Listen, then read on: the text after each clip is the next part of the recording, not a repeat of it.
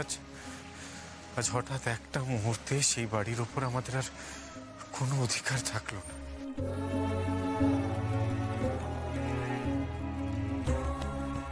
হে প্রভু, তুমি তো এই সমস্ত জগৎ সংসারের অধিপতি, বিশ্ব ব্রহ্মাণ্ডের আশ্রয়দাতা।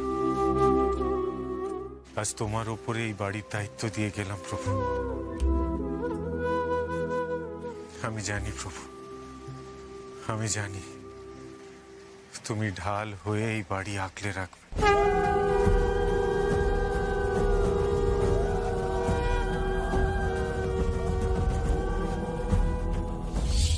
ও জিজি, তুমি কাঁদছো কেন? চোখের জলটা মোছো না। আমরা কেন কষ্ট পাবো? মহাপ্রভু তো আমাদের পরীক্ষা নিচ্ছেন, আমাদের সেই পরীক্ষা উত্তীর্ণ হতে হবে। একদম কষ্ট পেও না। ও গ্র্যান্ডপা, কেন কষ্ট পাচ্ছ? আমাদের যে কষ্ট পেলে চলবে না গো, একদম চলবে না।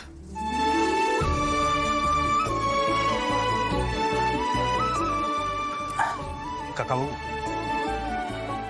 চলুন, আমি গাড়ির ব্যবস্থা করে রেখেছি। আসুন।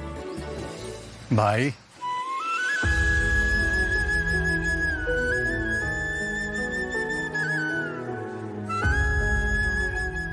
এই বিপদের দিনে একটা কথা না বলেও পারছি না, বলতে ভীষণ অপরাধী লাগছে নিজেকে। আমাকে আজই টেক্সাস ফিরে যেতে হবে।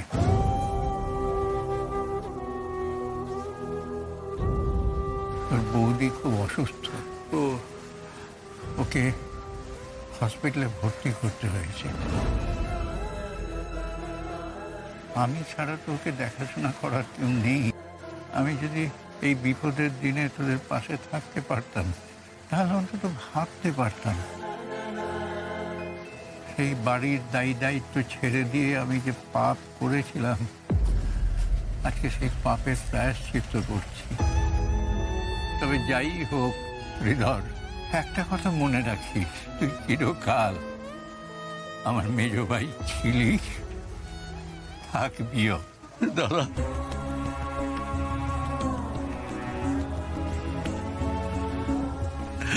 দাদা, দাদা।